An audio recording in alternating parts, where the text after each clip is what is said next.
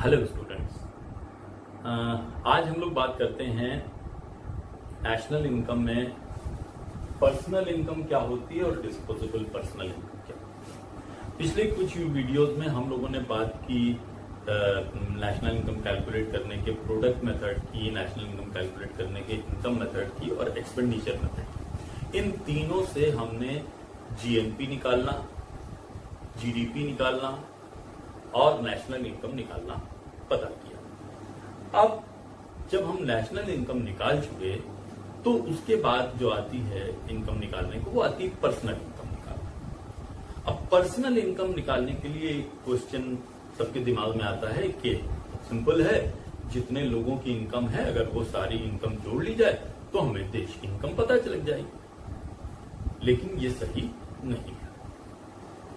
क्यों? बात ये होती है कि जब हम देश की इनकम कैलकुलेट करते हैं तो उसमें बहुत सी ऐसी मदें होती हैं जुड़ी हुई जो किसी व्यक्ति की इनकम नहीं होती, लेकिन वो देश की इनकम होती है। जैसे टैक्स ऑन प्रॉफिट जो सरकार ने लिया, यानी जो कंपनियां काम कर रही थी उनके ऊपर जो उनको प्रॉफिट हुआ उसके ऊपर जो टैक्स सरकार ने लगाया और वो सरकार ने वो टैक्स ले लिया, तो वो इनकम क्या किसी व्यक्ति की हुई? नहीं, वो किसी व्यक्ति की इनकम नहीं हुई। वो किसकी इनकम हुई? वो सरकार की इनकम तो हुई, लेकिन किसी व्यक्ति की इनकम नहीं हुई। तो इसी तरह की कुछ मदें हैं जो नेशनल इनकम कैलकुलेट करने में तो जोड़ी जाती हैं, लेकिन पर्सनल इनकम कैलकुलेट में करने के लिए उसे नेशनल इनकम में से घटा दिया जाता है। फॉर एग्जाम्पल देखिए, जब हम पर्सनल इनकम कैलकुलेट करते हैं तो नेशनल इनकम में से कुछ चीजें घटा देते हैं। जैसे पहले tax on profit minus undistributed profit. अभी इन सब के बारे में हम लोग डिटेल में बात करेंगे कि ये कौन कौन सी चीजें। Minus contribution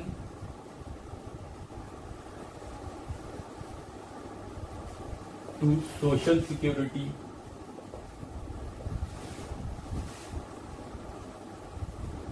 surplus to public sector,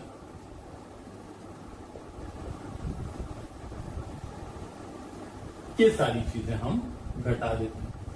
कुछ चीजें पर्सनल इनकम कैलकुलेट करने में, कुछ चीजें नेशनल इनकम में जोड़ भी दी जाती हैं। यानी जब हम पर्सनल इनकम कैलकुलेट कर रहे हो तो नेशनल इनकम में से ये सारी चीजें घटा दें, और इसके अलावा कुछ चीजें जोड़ी भी जाती हैं पर्सनल इनकम कैलकुलेट करने में।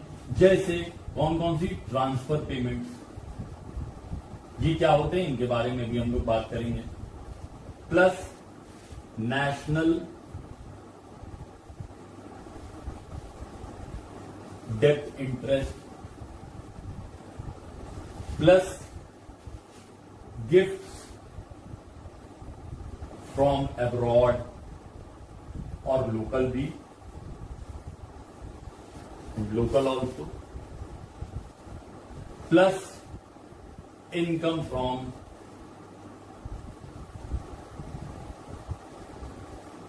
Lottery etcetera. ये सारी चीजें। अब ये क्या है? जैसे कि हमने आपको बताया कि टैक्स ऑन प्रॉफिट क्या होता है, कि जो कॉर्पोरेट सेक्टर की इनकम के ऊपर जो सरकार ने टैक्स लगाया, मतलब मान लीजिए 1000 करोड़ रुपए किसी कंपनी को इनकम हुई और उसमें से 30% टैक्स चला गया, तो अब वो जो 30% सरकार ने टैक्स ले लिया है वो सरकार की इनकम तो हो गई, लेकिन किसी व्यक्ति की इनकम जब हम कैलकुलेट करेंगे, जब व्यक्तियों की, देश में रहने वाले व्यक्तियों की इनकम कैलकुलेट करेंगे तो उसमें वो नहीं जुड़ेगा।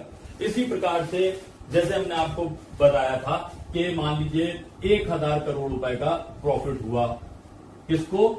प्राइवेट किसी कंपनीज को 1000 करोड़ का प्रॉफिट हुआ, उसमें से 40% डिविडेंड चला गया। डिविडेंड या ये कौन सा था? 40% यानी 400, और 30% टैक्स गया। ये क्या था? ये हो गया था 300। अब कितना बचा? 30% और बचा। ये कहां गया? अनडिस्ट्रीब्यूटेड प्रॉफिट के तौर पर।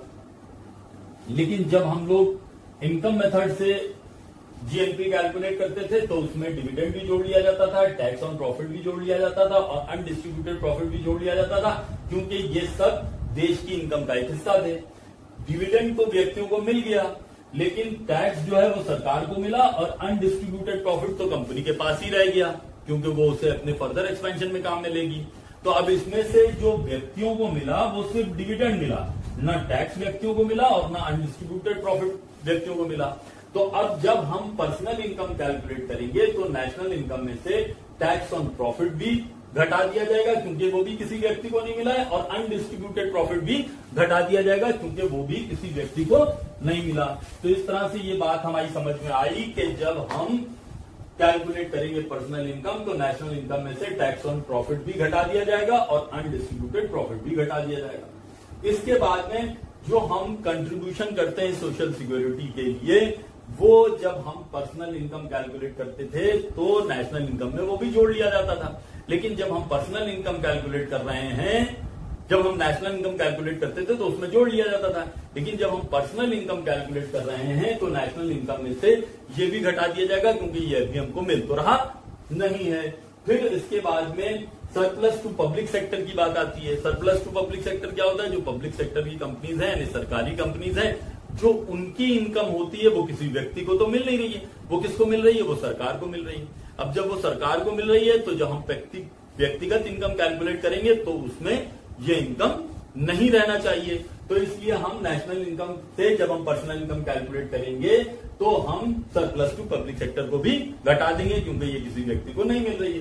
फिर उसके बाद आता है ट्रांसफर पेमेंट्स। ये बहुत इंपॉर्टेंट चीज है कि ट्रांसफर पेमेंट्स क्या होते हैं। ट्रांसफर पेमेंट कोई एक पेमेंट नहीं है ना। ट्रांसफर पेमेंट्स जो है वो एक पेमेंट्स के समूहों को कहा जाता है। अब इन ट्रांसफर पेमेंट्स में क्या होता है? ट्रांसफर पेमेंट्स वो पेमेंट्स होते हैं जो प्रोडक्टिव नहीं होते, यानी जिनके बदले में कोई काम नहीं किया गया होता है, लेकिन वो पेमेंट मिलते हैं। जिनके बदले में कोई काम कोई व्यक्ति नहीं करता लेकिन मिलते हैं। जैसे फॉर एग्जाम्पल, जैसे वृद्धावस्था पेंशन, अपने आप लोग देखें 500 या 1000 रुपए अलग अलग स्टेट में मिलती हैं लोगों को। क्या उसके बदले में कोई बूढ़ा आदमी कोई जाके सरकार का काम करता है? नहीं। सरकार जो है वो उसको जो इनकम होती है उसमें से वो वृद्धावस्था पेंशन के तौर पर कुछ लोगों को देता है। कुछ लोगों को अनएम्प्लॉयमेंट अलायंसेस के तौर पर भी पेमेंट किया जाता है। अब तो हमारे देश में भी होने लगा है तो वो भी कुछ दिया जाता है। इसके अलावा जो स्टूडेंट्स को स्कॉलरशिप सरकार देती है, आपको भी मिलती होगी स्कॉलरशिप, बहुत से बच्चों को स्कॉलरशिप मिलती है। तो क्या स्कॉलरशिप के बदले में सरकार आपसे कहती है कि आप आगे 2 दिन हमारे क्या मजदूरी कीजिएगा? आपसे तो कहती नहीं। तो अब लेकिन आपको पेमेंट मिल रहा है और वो आपकी इनकम भी है।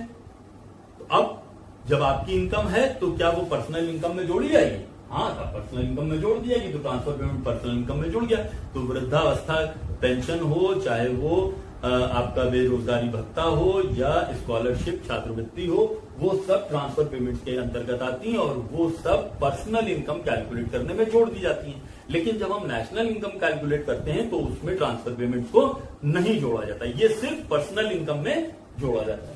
फिर इसके बाद नेशनल डेब्ट इंटरेस्ट। अब नेशनल डेब्ट इंटरेस्ट क्या होता है? नेशनल डेब्ट इंटरेस्ट होता है, देखिए इंटरेस्ट, सिंपल इंटरेस्ट तो वो होता है जो फैक्टर ऑफ प्रोडक्शन कैपिटल है, उसने पैसा लगाया और उसके बदले में उसको इंटरेस्ट मिल गया। तो अब वो प्रोडक्टिव एक्टिविटी में कैपिटल लगी और उसके बदले में उसको इंटरेस्ट मिल गया और जीएनपी कैलकुलेट करने में इनकम मेथड में इंटरेस्ट जोड़ दिया गया। लेकिन यहां पर बात लगी है क्या? नेशनल डेब्ट इंटरेस्ट या नेशनल इंटरेस्ट कहीं आ सकता है। अब ये इंटरेस्ट कौन सा होता है? ये इंटरेस्ट वो होता है जो सरकार कभी कभी अपने नागरिकों से लोन लेती है, अपने लोगों से लोन लेती है।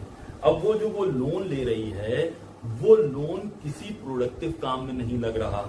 फॉर एग्जाम्पल, ये आजकल कोरोना चल रहा है और इसमें सरकार को पैसे की जरूरत पड़े और सरकार कहे कि आप हमको लोन दीजिए। अब वो लोन कैसे लेती है? वो लोन लेगी और उसके बदले में आपको कोई बॉन्ड इशू कर देगी। साहब ये कोरोना रिलीफ फंड के नाम से बॉन्ड है। अब वो आपने बॉन्ड जाके, आप जैसे एनएससी खरीदते हैं उसी तरह से आपने जाके कोरोना रिलीफ फंड का बॉन्ड खरीद लिया 10,000 का। आपने 10,000 रुपए सरकार को दे दिए और बॉन्ड लेके रख लिया।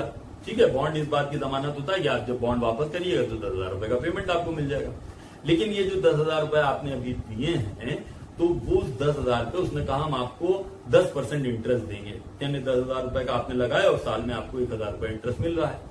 लेकिन ये जो 10,000 रुपए सरकार ने लिए हैं, ना इसने उससे कोई सड़क बनवाया, ना उसने कोई स्कूल बनवाई, ना कोई उसने फैक्ट्री लगाई है, ना कोई उसने कारखाना लगाया है। किया क्या उसने इस पैसे का? इस पैसे को उसने जो बीमार लोग थे, कोरोना पीड़ित लोग थे, उनके दवाओं पर, उनकी इलाज पर, उनके खाने पर ये पैसे खर्च कर दिए। यानी ये पैसे खर्च हुए अनप्रोडक्टिव चीजों पर। अब ये अनप्रोडक्टिव चीजों पर पैसे जब खर्च हो गए, लेकिन इसके बदले में सरकार हमको इंटरेस्ट तो देगी, तो अब ये इंटरेस्ट मिला तो हमें, ये लेकिन देश की इनकम नहीं है, ये हमारी इनकम तो हुई। चूंकि ये किसी प्रोडक्टिव कार्य में लगे बिना पैसा मिल रहा है, तो इसलिए ये हमारी पर्सनल इनकम तो होगी, लेकिन देश की इनकम नहीं होगी। इसलिए नेशनल डेब्ट इंटरेस्ट पर्सनल इनकम में जोड़ा जाएगा, नेशनल इनकम में कभी भी, यानी जीएनपी में कभी भी नहीं जोड़ा जाएगा। फिर उसके बाद में गिफ्ट फ्रॉम अब्रॉड। कोई मान लीजिए मेरा दोस्त, मेरा रिश्तेदार कोई बाहर रह रहा है और वो वहां से हमको कुछ गिफ्ट भेज देता है, तो हमको वो गिफ्ट भेज रहा है, हमको मिल रहा है, तो वो गिफ्ट हमारी इनकम तो होगी, लेकिन वो देश की इनकम नहीं होगी। इसी तरीके से कोई लोकल भी अगर हमको गिफ्ट देता है तो हमारी इनकम तो होगी, लेकिन देश की इनकम नहीं होगी। तो इस तरीके से गिफ्ट फ्रॉम अब्रॉड या लोकल लेवल पर हो तो वो भी हमारी पर्सनल इनकम है, लेकिन नेशनल इनकम नहीं है। इसी तरीके से इनकम फ्रॉम लॉटरी, कुछ स्टेट्स में लॉटरी मान लीजिए अभी चल रही है, या लॉटरी है, या मान लीजिए कोई कौन बनेगा करोड़पति में गया, या मान लीजिए कोई बॉम्बे में हॉर्स रेस होती है वहां गया और वहां उसने कुछ पैसे लगाए और उसके बदले में उसने पैसे जीत लिए। तो अब हॉर्स रेस में जो उसने पैसे जीते वो वहां लीगल है, अब वो उसकी इनकम तो हुई, लेकिन देश की इनकम नहीं है। कौन बनेगा करोड़पति में कोई गया और 1 लाख, 5 लाख, 10 लाख, 50 लाख जीत के आया, तो क्या वो उसकी इनकम तो होगी, लेकिन वो देश की इनकम नहीं है। तो अब क्या हुआ कि इस तरह की चीजें जो हैं वो भी, क्योंकि इनकम का ये एक पार्ट होती है, इसलिए वो पर्सनल इनकम कैलकुलेट करने में जोड़ ली जाती हैं, लेकिन नेशनल इनकम में नहीं जोड़ी जाती हैं। तो इस तरीके से पर्सनल इनकम कैलकुलेट करने के लिए नेशनल इनकम में से कुछ चीजें घटाएंगे, यानी tax on profit, undistributed profit, contribution to social security और सरप्लस टू पब्लिक सेक्टर, और जोड़ेंगे क्या क्या? ट्रांसफर पेमेंट्स, नेट नेशनल डेब्ट इंटरेस्ट, गिफ्ट फ्रॉम अब्रॉड और इनकम फ्रॉम लॉटरी। इतनी चीजें जोड़ दी जाएंगी। अब पर्सनल इनकम के बाद एक चीज और है, disposable personal income. Personal income के बाद आती है डिस्पोजेबल पर्सनल इनकम। ये डिस्पोजेबल पर्सनल इनकम क्या है? डिस्पोजेबल पर्सनल इनकम जो हमारी पर्सनल इनकम होती है, क्या ये सारी पर्सनल इनकम हम खर्च कर सकते हैं? जितनी भी इनकम, मान लीजिए हमको तनख्वाह मिल रही है 50,000 रुपए, तो क्या ये 50,000 रुपए पूरे हमारे खर्च करने योग्य हैं? नहीं है। क्यों? अब ये 50,000 जो हमको मिले तनख्वाह, तो उसमें क्या कट गया? टैक्स कट गया था, 30% टैक्स, 15,000 रुपए टैक्स कट गए। अब बचा क्या हमारे पास? 35,000 रुपए। तो अब डिस्पोजेबल पर्सनल इनकम कितनी हुई हमारी? 35। पर्सनल इनकम कितनी थी? 50। फर्क दोनों में काहे का हुआ? इनकम टैक्स का। तो अब क्या हुआ कि डिस्पोजेबल पर्सनल इनकम अगर हमें पता करना हो तो पर्सनल इनकम में से पर्सनल इनकम टैक्स घटा दिया जाएगा। अब ये हम इनकम टैक्स घटाएंगे तो हमको क्या मिलेगी? डिस्पोजेबल पर्सनल इनकम, या जिसे हम डीपीआई कहते हैं। यहां पर एक चीज और, कभी कभी आपको किसी सवाल में दिया होगा, एक चीज जो आपको दी हुई हो सकती है, वो है डोमेस्टिक इनकम। तो डोमेस्टिक इनकम क्या होती है? डोमेस्टिक इनकम कभी कभी दी हुई हो सकती है। ये डोमेस्टिक इनकम क्या है? डोमेस्टिक इनकम और नेशनल इनकम में फर्क क्या है? नेशनल इनकम होती है एनएनपी एट फैक्टर कॉस्ट, जबकि डोमेस्टिक इनकम होती है एनडीपी एट फैक्टर कॉस्ट। बस, डीपी यानी डोमेस्टिक इनकम, एनपी यानी नेशनल। तो ये आपको पता है डोमेस्टिक और नेशनल में फर्क काहे का है? डोमेस्टिक और नेशनल में फर्क कितना है, काहे का है? अगर हम इनकम मेथड से कैलकुलेट कर रहे हैं तो नेट इनकम फ्रॉम अब्रॉड का है, और अगर एक्सपेंडिचर मेथड से कैलकुलेट कर रहे हैं तो एक्सपोर्ट माइनस इंपोर्ट का है। यानी अगर हम इनकम मेथड से कैलकुलेट करेंगे, इनकम मेथड से, तो है नेट इनकम फ्रॉम अब्रॉड, यानी हमको डोमेस्टिक इनकम पता चल जाएगी। अगर हम एक्सपेंडिचर मेथड से कैलकुलेट कर रहे हैं, एक्सपेंडिचर मेथड से कैलकुलेट कर रहे हैं, एक्सपेंडिचर मेथड से, तो एक्सपेंडिचर मेथड से नेशनल इनकम में से क्या घटाएंगे, तब इसमें से घटाएंगे एक्सपोर्ट माइनस इंपोर्ट, ये घटा देंगे तो हमको क्या पता चल जाएगी, तो हमको डोमेस्टिक इनकम पता चल जाएगी। यानी कि नेशनल इनकम और डोमेस्टिक इनकम में जो फर्क होता है वो काहे का होता है, अगर इनकम मेथड से कैलकुलेट कर रहे हैं तो नेट इनकम फ्रॉम अब्रॉड का, और अगर एक्सपेंडिचर मेथड से कैलकुलेट कर रहे हैं तो एक्सपोर्ट माइनस इंपोर्ट का। तो इस तरह से आज हम लोगों ने समझा कि पर्सनल इनकम क्या होती है और डिस्पोजेबल पर्सनल इनकम क्या होती है और डोमेस्टिक इनकम क्या होती है।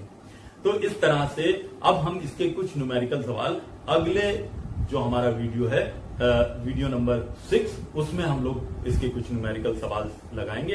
फिलहाल आप ऐसा करें कि ये चैनल जो है हमारा, इसको सब्सक्राइब करें और लाइक करें, ताकि आपको जब नया वीडियो आए तो आप तक पहुंच जाए। Thank you. तो अब हम लोग बात करते हैं कुछ न्यूमेरिकल क्वेश्चंस की। तो अभी तक तो आपने समझ लिया कि पर्सनल इनकम क्या है, डिस्पोजेबल पर्सनल इनकम क्या है और डोमेस्टिक इनकम और नेशनल इनकम में क्या फर्क है, ये हम लोग अभी तक बात कर रहे थे।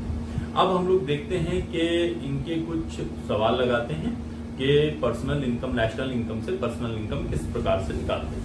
ये हमें एक सवाल दिया है जिसमें कहा गया है कि calculate personal income and disposable personal income. इसमें हमको नेशनल इनकम दी हुई है और ये कुछ मदें दी हुई है, और इसमें कहा गया है कि आप कैलकुलेट कीजिए पर्सनल इनकम। तो आपको नेशनल इनकम दी हुई है और आपको पर्सनल इनकम कैलकुलेट करना है। तो सबसे पहले हम लोग क्या करेंगे, पर्सनल इनकम कैलकुलेट करते हैं। पर्सनल इनकम कैलकुलेट करने के लिए, ये हमारी पर्सनल इनकम कैलकुलेट करने के लिए नेशनल इनकम में से कुछ चीजें घटा देते हैं। जैसे कि हमने आपको अभी बताया कि जब हम पर्सनल इनकम कैलकुलेट करते हैं तो नेशनल इनकम में से कुछ चीजें घटाते हैं। अब वो कौन कौन सी चीजें हैं जो हम लोग घटाते हैं, जैसे इसमें यहां घटाएंगे corporate profit tax minus corporate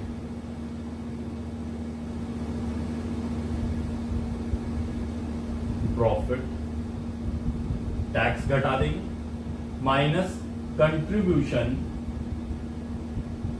to social security घटा देंगे,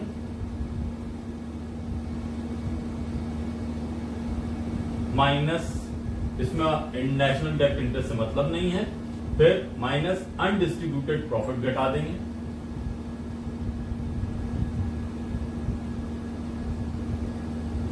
प्रॉफिट घटा देंगे। अभी हम लोग सिर्फ घटाने वाली मदें ले रहे हैं, ठीक है, फिर बाद में इकट्ठा सब जोड़ने वाली ले लेंगे। फिर डायरेक्ट पर्सनल टैक्स, ये पर्सनल इनकम टैक्स है, ये जब हम लोग डीपीआई कैलकुलेट करेंगे तब इसका इस्तेमाल होगा। फिर इस तरीके से net current transfer from abroad, जिस तरह से ट्रांसफर पेमेंट्स होते हैं उस तरह से कभी कभी बाहर से भी ट्रांसफर पेमेंट्स आते हैं। बाहर से ट्रांसफर पेमेंट्स, अब्रॉड से ट्रांसफर पेमेंट का मतलब है जैसे मान लीजिए किसी को स्कॉलरशिप मिली, तो अब वो क्या हुआ कि वो transfer payment, scholarship transfer payment में आता है, चूंकि बाहर से मिली है तो इसलिए वो ये मद हो गई net current transfer payment from abroad. अब यहाँ क्या है, ये माइनस में है, तो इसका मतलब क्या हुआ कि जितनी बाहर से स्कॉलरशिप आई उससे ज्यादा इंडिया ने बाहर के लोगों को स्कॉलरशिप दे दी, तो अब वो रिजल्ट जो है निगेटिव में आ गया। तो इसी तरीके से ट्रांसफर पेमेंट्स बाय गवर्नमेंट, अब ये सारी चीजें जो है इनमें से घटाने वाली चीजें ये आ गई। अब हम लोग देखते हैं कि जोड़ने वाली चीजें इसमें कौन कौन सी हैं, यानी पर्सनल इनकम कैलकुलेट करने के लिए नेशनल इनकम कौन कौन सी चीजें जोड़ी जाएंगी। अब यहाँ हम लोग देखें कि कॉर्पोरेट प्रॉफिट टैक्स घटा दिया गया, कंट्रीब्यूशन टू सोशल सिक्योरिटी घटा दिया गया। अब ये इंटरेस्ट और नेशनल डेब्ट है, ये पर्सनल इनकम तो होगी, तो इसलिए हम इसको यहां जोड़ देंगे, नेशनल डेब्ट इंटरेस्ट ये जोड़ दिया जाएगा। और क्या चीज जोड़ दी जाएगी, अनडिस्ट्रीब्यूटेड प्रॉफिट घटा दिया गया, वो चला गया ऊपर। फिर जोड़ दिया जाएगा net current transfer, net current transfer payments from abroad, ये हो गया। और इसके अलावा क्या चीज जोड़ दी जाएगी, ट्रांसफर पेमेंट्स बाय गवर्नमेंट, ये भी जोड़ दिया जाएगा, ट्रांसफर पेमेंट्स बाय गवर्नमेंट से जोड़ दिया गया। अब इन सब में हम लोग मदें लिख लें। अब नेशनल इनकम कितने की थी, 64,500 माइनस कारपोरेट प्रॉफिट टैक्स कितने के हैं, 1200 minus contribution to social security 1550 minus undistributed profit 2500 और फिर उसके बाद में फिर जुड़ जाएगा नेशनल डेप्ट इंटरेस्ट इंटरेस्ट ऑन नेशनल डेप्ट, ये कितने का हो गया 450 का, ये जोड़ दिया जाएगा। प्लस फिर उसका ट्रांसफर पेमेंट्स फ्रॉम अब्रॉड, ये जोड़ दिया जाएगा, ये है -200 का। और फिर जोड़ दिया जाएगा ट्रांसफर पेमेंट्स बाय गवर्नमेंट, ये है 1600 की। अब इसमें से ये घटाने वाली मदें घटा दी जाए और जोड़ने वाली मदें जोड़ दी जाए तो हमको क्या पता चल जाएगा, तो हमको पता चल जाएगा जब हमने इनको जोड़ा तो जोड़ने के बाद में ये आ गया 61,100। अब इससे हम लोग डीपीआई कैलकुलेट कर लें। DPI is equal to PI minus personal income tax, या यहाँ पे क्या किस नाम से दिया है, यहां पर ये दिया हुआ है डायरेक्ट पर्सनल टैक्स, इसको हम लोग डायरेक्ट पर्सनल टैक्स लिख लें। डायरेक्ट, चूंकि डायरेक्ट टैक्स होता है इसलिए हमने आपको बताया मधु के नाम बदल बदल के भी दिए होंगे। डायरेक्ट पर्सनल टैक्स हो गया। पीआई कितने का आया 61,100 माइनस डायरेक्ट टैक्सेस कितने के 1650 रुपए के। अब इसको हम लोगों ने देखा तो ये कितना आ गया, इसको घटा, जब इसको हम इसे घटा लेंगे तो ये आ जाएगा 59450। तो इस तरह से ये हमारी डीपीआई आ गई। हाँ, अब एक ये हमको प्रॉब्लम दी है, इसमें कैलकुलेट करना है एनएनपी एट मार्केट प्राइस और डीपीआई, और इसमें हमको दिया क्या है एनडीपी एट फैक्टर कॉस्ट।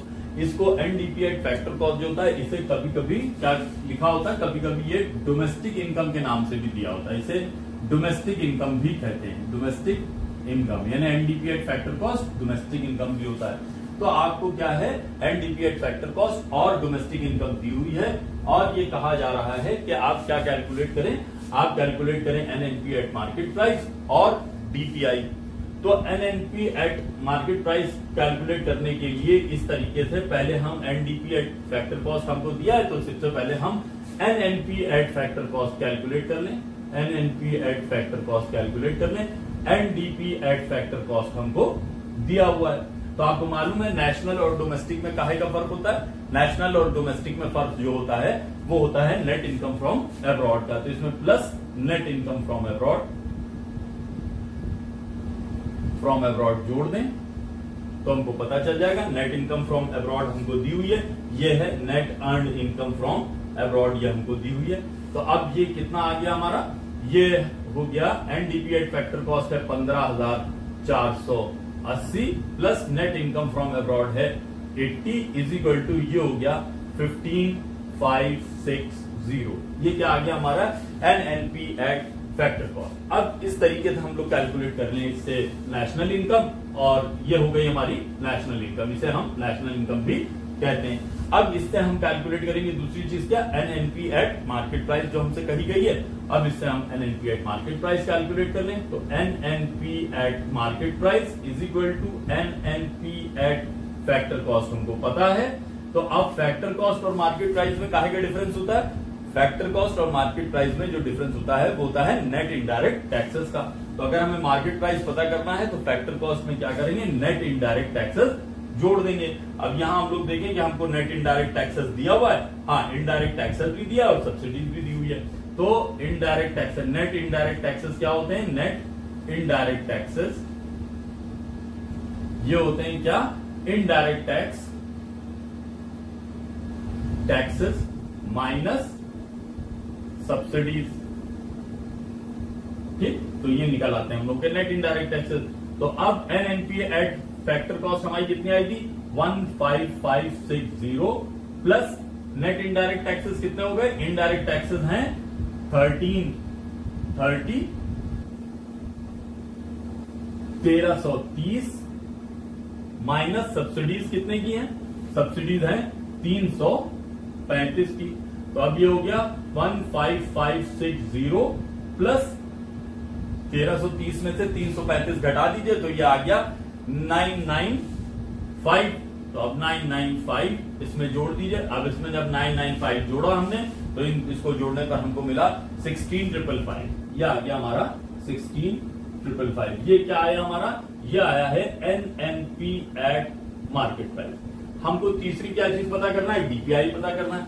तो डीपीआई पता करने के लिए हमें पहले क्या करना पड़ेगा, डीपीआई पता करने के लिए हमको पहले पता करना पड़ेगा पर्सनल इनकम। तो अब हम लोग पहले पर्सनल इनकम कैलकुलेट करें। तो personal income is equal to होती है कि नेशनल इनकम में से कुछ चीजें घटा दी जाएंगी और कुछ चीजें जोड़ दी जाएंगी। तो अब नेशनल इनकम हमारी क्या आई है, नेशनल इनकम हमारी 15,560 है। तो अब यहाँ नेशनल इनकम तो ये हो गई हमारी, और इसमें से हम लोग कुछ चीजें घटाएंगे और कुछ चीजें जोड़ेंगे। अब यहाँ हम लोग देखते हैं कि क्या है। पहली तो हो गई एंड डिक्लेयर्ड फैक्टर कॉस्ट, ये तो हमको दी हुई है, इससे मतलब नहीं।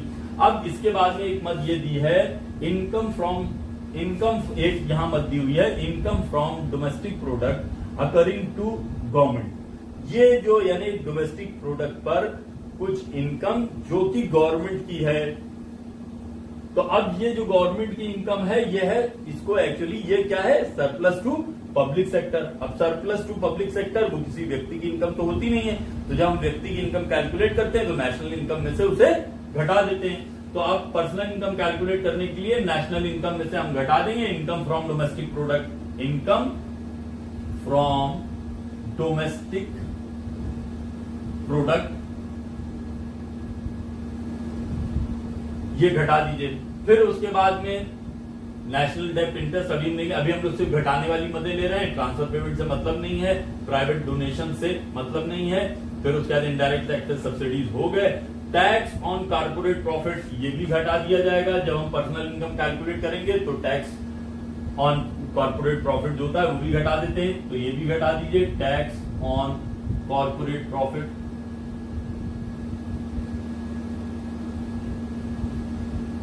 प्रॉफिट भी घटा दिया गया। अनडिस्ट्रीब्यूटेड प्रॉफिट भी घटा दिया जाएगा, अनडिस्ट्रीब्यूटेड प्रॉफिट भी घटा दीजिए, ये भी घटा दिया। अब जोड़ेंगे क्या क्या, अब यहां हम लोग जोड़ेंगे नेशनल डेब्ट इंटरेस्ट, ये जोड़ दिया जाएगा। नेशनल डेब्ट इंटरेस्ट जोड़ दिया गया, प्लस और क्या जोड़ दिया गया, ट्रांसफर पेमेंट बाय गवर्नमेंट, ये भी जोड़ दिया गया। ट्रांसफर पेमेंट जोड़ दिए गए बाय गवर्नमेंट, ये भी जोड़ दिया गया। फिर उसके बाद में प्राइवेट डोनेशंस फ्रॉम अब्रॉड, ये भी जोड़ दिया इसमें। प्राइवेट डोनेशंस जो हमें मिल रहे हैं ये पर्सनल इनकम हो गई। डोनेशंस फ्रॉम अब्रॉड ये भी इसमें जोड़ लिए गए।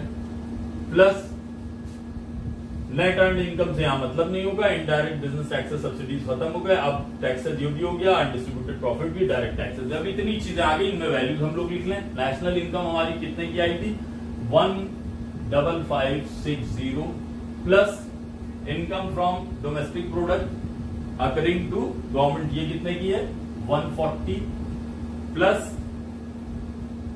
सॉरी ये इसमें से घटाना है हमको। अब यहाँ क्या करेंगे हम लोग, इसमें से वैल्यूज अब यहाँ हम लोग वैल्यूज लिख लेते हैं। वैल्यूज लिखते हैं तो पर्सनल इनकम कैलकुलेट करने के लिए नेशनल इनकम में से कुछ चीजें घटाएंगे, जो घटाएंगे वो नेशनल इनकम की वैल्यू क्या है 15560 minus income from domestic production according to government 140 minus फिर क्या है दूसरा है टैक्स ऑन प्रॉफिट, तो ये हो गया टैक्स ऑन कॉर्पोरेट प्रॉफिट कितने का आ गया 302 का, ये भी घटा दिया गया। फिर उसके बाद में हो गया अनडिस्ट्रीब्यूटेड प्रॉफिट, ये कितने का है 412 का, ये भी घटा दिया गया।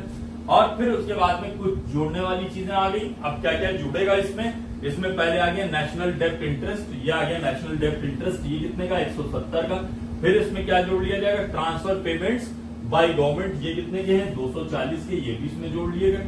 फिर उसके बाद में इसमें और क्या जोड़ा जाएगा, उसके बाद में जोड़ा जाएगा प्राइवेट डोनेशंस फ्रॉम अब्रॉड, ये जोड़ लिया गया। अब इतनी सारी चीजें जो हैं वो हम जोड़ लेंगे, इसके बाद में कोई ऐसी मत नहीं है जो जोड़ी जाए। तो अब इतनी सारी चीजें यानी 15,560 माइनस 140 माइनस 302 माइनस 412 और प्लस 170 प्लस 240 प्लस 30, जब हम ये सब कैलकुलेट करते हैं तो इनको कैलकुलेट करने पर जो हमको मिलता है वो आता है 15,146 15146। ये क्या आ गया हमारा, ये आ गया पर्सनल इनकम। अब जब ये पर्सनल इनकम आ गई तो इससे हम लोग डिस्पोजेबल पर्सनल इनकम पता कर लें। डिस्पोजेबल पर्सनल इनकम क्या होती है, personal income minus personal income tax, personal income minus personal income tax, यहां जो डायरेक्ट टैक्स के नाम से दिया हुआ है direct tax, is equal to ये कितना है 15146 माइनस डायरेक्ट टैक्स कितने का है 278 का है 8, 13 में से 7 गया 6, 11 में से 10 में से 2 गया 8, 4, 1, 14868 ये हमारी डीपीआई आ गई। अब एक न्यूमेरिकल प्रॉब्लम हमको ये दी हुई है, इस न्यूमेरिकल प्रॉब्लम में आप देखिए, आपको अगर आप पदे देखेंगे तो जैसे पर्सनल कंजम्पशन भी दिया हुआ है और फिर उसके बाद इंटरेस्ट रेंट भी दिया हुआ है, वेजेस एंड सैलरीज भी दी हुई हैं और फिर उसके बाद government expenditure on goods and services भी दिया है, नेट डोमेस्टिक इन्वेस्टमेंट भी दिए हैं। यानी इस सवाल को देखकर, इस प्रॉब्लम को देखकर हमको ये पता लग रहा है कि इसमें हमको इनकम मेथड से भी लगाना है और एक्सपेंडिचर मेथड से भी लगाना है। ये हमको उसमें कह दिया गया है कि आपको कैलकुलेट करना है जीएनपी और नेशनल इनकम, ये दोनों चीजें, यानी GNP at market price, NNP at market price, national income, personal income and disposable personal income, आपको दोनों से कैलकुलेट करना है। यानी आप जब जीएनपी कैलकुलेट करेंगे, नेशनल इनकम कैलकुलेट करेंगे, तो वो आप इनकम मेथड से भी कैलकुलेट करेंगे और एक्सपेंडिचर मेथड से भी कैलकुलेट करेंगे और नेशनल इनकम कैलकुलेट होने के बाद में फिर पर्सनल इनकम और डिस्पोजेबल पर्सनल इनकम तो दोनों सेम ही तरीके से कैलकुलेट होती है, उसमें तो कोई डिफरेंस होता नहीं है। तो अब यहां हम लोग इनकम मेथड और एक्सपेंडिचर मेथड दोनों से कैलकुलेट करेंगे। पहले हम लोग इनकम मेथड से GNP at market price calculate करते हैं। ये काहे से कर रहे हैं हम लोग? इनकम मेथड से।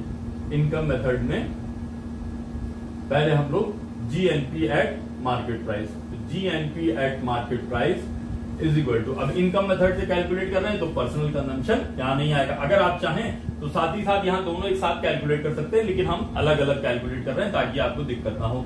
तो अब यहां हमने पहले लिया, पहले क्या आ गया? Contribution to social security, contribution to social security ये आ गया हमारा। अब यहां इनकी वैल्यूज भी हम लोग साथ ही साथ लिखते चलें, यहां पर ही वैल्यूज भी हम लोग लिख लें कि कितने का आया 108 का।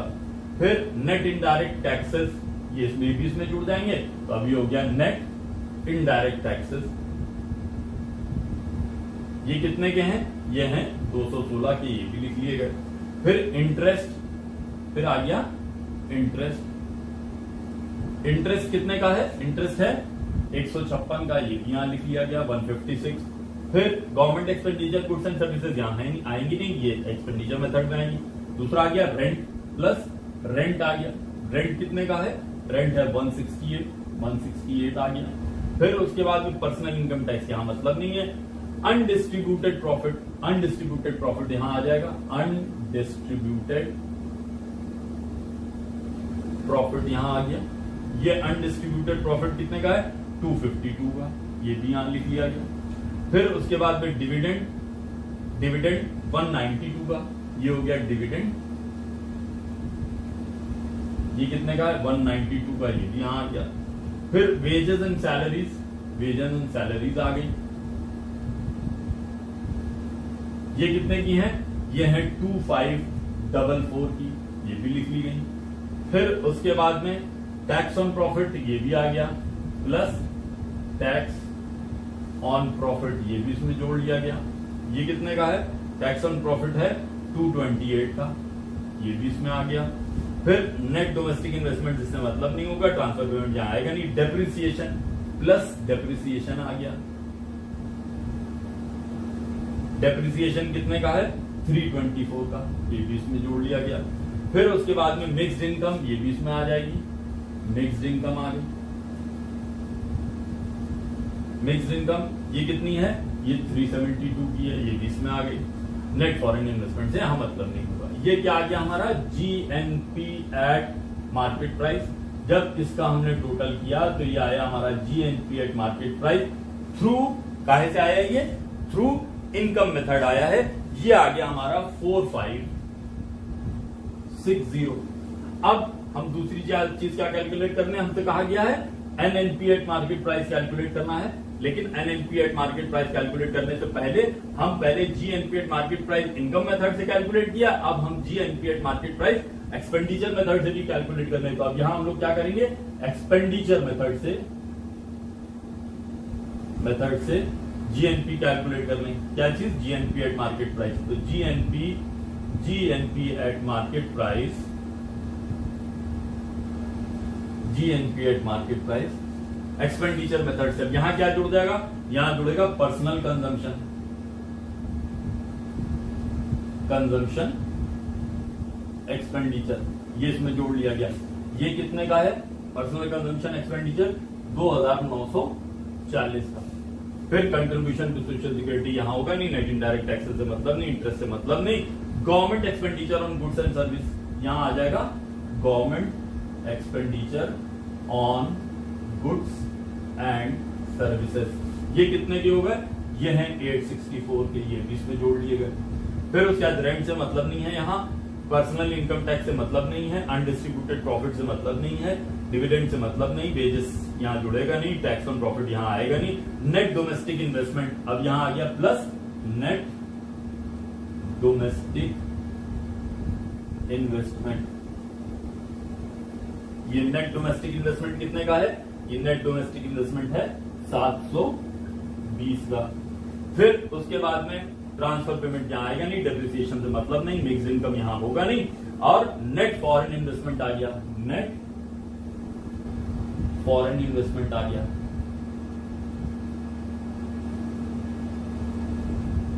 ये आ गया नेट फॉरेन इन्वेस्टमेंट कितने का है? 36 का। इनको हमने टोटल किया तो ये आ गया हमारा GNP at market price through expenditure method. ये भी कितना आया? ये भी आया 4560। तो आप चाहे इनकम मेथड से हम कैलकुलेट करें, चाहे एक्सपेंडिचर मेथड से कैलकुलेट करें, दोनों तरह से हमारी जो जीएनपी आएगी वो उतनी ही आएगी। कितनी? जीएनपी हमारी 4560 आई, दोनों तरीके से। अब जब हमारी जीएनपी आ गई तो अब हम आगे का एनएनपी एट मार्केट प्राइस और नेशनल इनकम, पर्सनल इनकम और डिस्पोजेबल पर्सनल इनकम कैलकुलेट करने। तो इस तरह से ये सारी चीजें हमने कैलकुलेट कर ली। अब हम लोग कैलकुलेट करते हैं ये आपका पर्सनल इनकम, नेशनल इनकम और फिर पर्सनल इनकम। अब इस तरह से हम लोगों को कैलकुलेट करना है एनएनपी एट मार्केट प्राइस और फिर उसके बाद में national income. NNP at market price calculate करने का फॉर्मूला क्या है? जीएनपी अगर आपको पता है तो NNP at market price is equal to GNP at market price, यानी इन दोनों में फर्क आएगा डेप्रिसिएशन का। तो यहाँ डेप्रिसिएशन घटा दिया जाएगा, यहाँ डेप्रिसिएशन घटा दिए, ये आया है 4560 माइनस डेप्रिसिएशन कितने का है? यहाँ देखिए कहीं ये डेप्रिसिएशन दिया है, डेप्रिसिएशन है 324। तो अब इसको घटा दीजिए, 324 घटाया हमने, तो अब 324 घटाने के बाद ये हमारे पास कितना आ गया? ये हमारे पास आ गया 4236, 4236। ये आ गया एनएनपी एट मार्केट प्राइस। अब इससे हम एनएनपी एट फैक्टर कॉस्ट और नेशनल इनकम जिसे हम कहते हैं वो कैलकुलेट कर लें। तो ये हो गया मार्केट प्राइस, हमको पता है, एनएनपी एट मार्केट प्राइस मालूम है, और मार्केट प्राइस और फैक्टर कॉस्ट में डिफरेंस है नेट इनडायरेक्ट टैक्सेस का। नेट इनडायरेक्ट टैक्सेस घटा दीजिए, इसमें से नेट इनडायरेक्ट टैक्सेस घटा दिए तो 4236 माइनस, अब यहां देखिए नेट इनडायरेक्ट टैक्सेस कहीं दिया है आपको? अब यहां पर आपको ये नेट इनडायरेक्ट टैक्सेस कितने का दिया है? 216 का नेट इनडायरेक्ट टैक्सेस दिया हुआ है। तो अब जब 216 हमने घटा दिए इसमें से, तो अब हमारे पास क्या बचे? 4020। ये क्या आ गई हमारी? ये आ गई हमारी नेशनल इनकम। अब इससे हम पर्सनल इनकम कैलकुलेट कर लें। पर्सनल इनकम कैलकुलेट करने के लिए नेशनल इनकम में से कुछ चीजें घटा दी जाती हैं। अब इसमें कौन कौन सी चीजें घटाई जाएंगी? अब यहां हम शॉर्ट फॉर्म में लिखे ले रहे हैं, contribution to social security minus CSS, ये घटा दिया, माइनस फिर उसके बाद में कंट्रीब्यूशन टू सोशल सिक्योरिटी घट गया, और फिर उसके बाद नेट इनडायरेक्ट टैक्सेस से मतलब नहीं, इंटरेस्ट से मतलब नहीं, गवर्नमेंट एक्सपेंडिचर से मतलब नहीं है, रेंट से मतलब नहीं। फिर उसके बाद में अनडिस्ट्रीब्यूटेड प्रॉफिट ये घटा दिया जाएगा, माइनस अनडिस्ट्रीब्यूटेड प्रॉफिट ये घटा दिया। फिर उसके बाद में wages, salaries, tax on profit ये घटा दिया, ये भी घटा दिया, tax on profit, tax on profit ये घटा दिया गया। और फिर उसके बाद में इसमें जोड़ा क्या गया? ट्रांसफर पेमेंट्स ये जोड़ दिए गए, प्लस और कुछ नहीं, सिर्फ ट्रांसफर पेमेंट्स जोड़ दिए गए। अब यहां पर नेशनल इनकम कितनी आई थी हमारी? 40, 20 minus contribution to social security 108 minus undistributed profit कितने का था minus 252 minus tax on profit कितने का था 228 प्लस ट्रांसफर पेमेंट्स कितने के हैं 144। तो 4020 में से ये घटा दीजिए और वो सारा जोड़ दीजिए, तो ये जोड़ने पर हमारा आ गया 3576। ये क्या आ गई हमारी पर्सनल इनकम। डीपीआई कैलकुलेट करने के लिए पर्सनल इनकम में से पर्सनल इनकम टैक्स घटा देंगे। अब यहां हम लोग देखें कि हमारा पर्सनल इनकम टैक्स दिया हुआ है माइनस पर्सनल इनकम टैक्स घटा दीजिए। पर्सनल इनकम टैक्स घटा दिया तो पर्सनल इनकम हमारी कितनी थी आई थी 3576 माइनस पर्सनल इनकम टैक्स 456। तो अब यहां कितना आ गया हमारा जो डीपीआई आ गया वो 3120 ये हमारी डिस्पोजेबल पर्सनल इनकम हो गई। इस तरह से ये वाला सवाल ये कि जिसमें हमें इनकम मेथड और एक्सपेंडिचर मेथड दोनों से नेशनल इनकम या जीएनपी कैलकुलेट करना हो और फिर उसके बाद में पर्सनल इनकम और डिस्पोजेबल पर्सनल इनकम कैलकुलेट करना हो, तो इस तरह से हम लोग इसको लगा लेंगे। अब इस तरह से हमारा आज नेशनल इनकम की जितनी भी प्रॉब्लम्स थी वो हम लोगों ने जो मोस्ट पॉसिबल प्रॉब्लम्स हो सकती थी आपके लिए डिफिकल्ट, वो हमने आपको बता दी हैं। और आगे हम लोग कोई नया चैप्टर लेके आएंगे, जब तक आप इनके ऊपर प्रैक्टिस कीजिए और हमारे चैनल को सब्सक्राइब कीजिए, लाइक कीजिए, ताकि जब मेरा नया कोई वीडियो आए तो आप तक अपलोड हो जाए। Thank you.